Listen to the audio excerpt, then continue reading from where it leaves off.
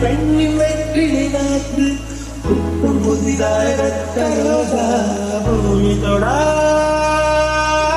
பிள்ளையின் பாதம் எல்லா சிவப்பும் உந்தன் கோபம் எல்லா சிவப்பும் உந்தன் கோபம் அந்திவான மறைக்கும் மஞ்சள் அக்னி கொண்டு